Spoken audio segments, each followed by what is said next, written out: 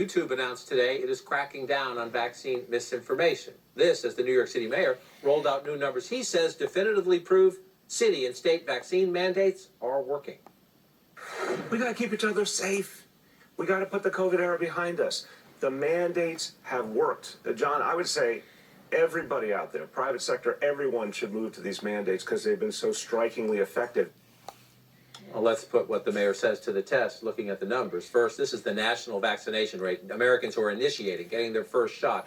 And you can see that number is going down. It's sluggish, just 213,951 Americans yesterday initiating their first vaccine. That's simply not good enough if you're trying to get vaccination rates up. But if you look at New York State and New York City, these are statewide numbers. Of course, New York State and New York City have the more aggressive mandates for teachers, public health workers, and more. You look, the 7-day average of COVID vaccinations, the green line is New York. It's up here. This is the national number. It's going the down direction. So Mayor de Blasio would make the case the mandates are working. More people are getting vaccinated. The question is, if you vaccinate more people, what is the impact on the bigger COVID crisis? And again, New York State and New York City officials would make the case, look, this is our case line down here. It's not just vaccines. There's more masking and the like. Than this is New York and this is West Virginia. But look at the difference. New York, a flat line even going down a little bit. West Virginia bouncing around way up here. Cases much higher in a place that does not have a lot of mandates and does not have a lot of masking. At this point, let's bring into the conversation Dr. Jay Varkey. He's an associate professor of medicine at Emory University. Dr. Varkey, is the mayor right? Do you see in the data proof that mandates, A, get more people vaccinated, but then B, more importantly, I would argue, keep case counts down, which then, in effect, over time, keeps hospitalizations and ultimately deaths down? Yeah, absolutely, John. Mandates work. They're highly effective. In fact, I'll give you a historical example. Measles is 3 times more contagious than the Delta variant. But there's a reason why thousands of children right now are not in quarantine because of measles outbreaks in schools. It's because every state, red or blue, mandates the MMR vaccine to enter school. Requiring vaccines is actually part of American history. George Washington actually mandated smallpox vaccination for American troops, and that actually helped end the Revolutionary War. So I do agree that mandates are effective. In fact, actually at my hospital, we're mandating vaccination for all of our staff by this Friday. And this is what we needed to actually get our staff from 70% to nearly 100%. But John, and this is a key point, if you look at our doctors, nearly 100% of us, Republican, Democrat, Independent, white, black, Asian, Latino, nearly 100% of us were vaccinated, fully vaccinated, months ago. Because as doctors, we trust the vaccine. We trust it for ourselves, we trust it for our families, we trust it for our patients.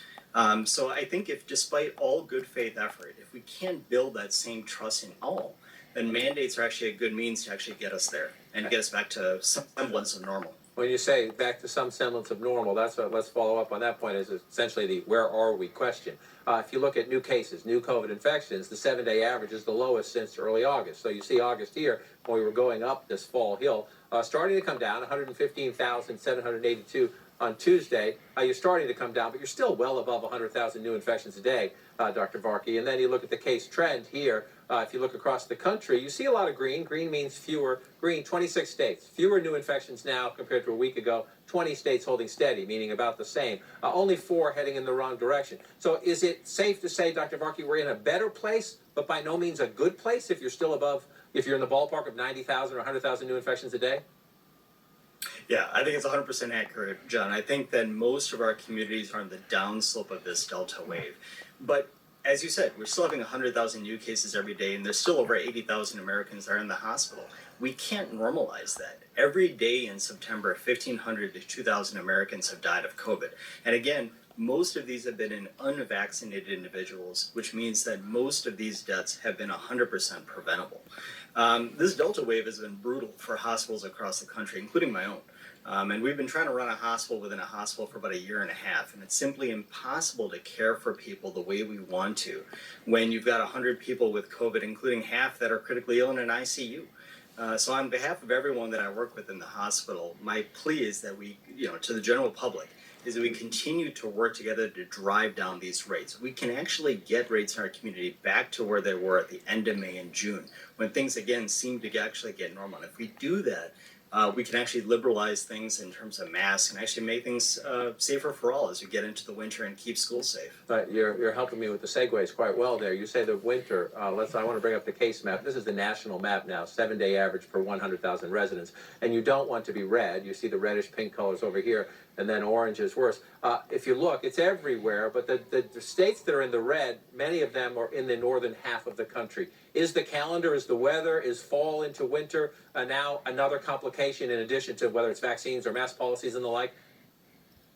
It can be, John. And again, this isn't a reason to panic, but it's a reason to prepare. For those of you who remember the holidays, or if anybody worked in the hospital in January, it was brutal, the winter wave that we had after the holidays.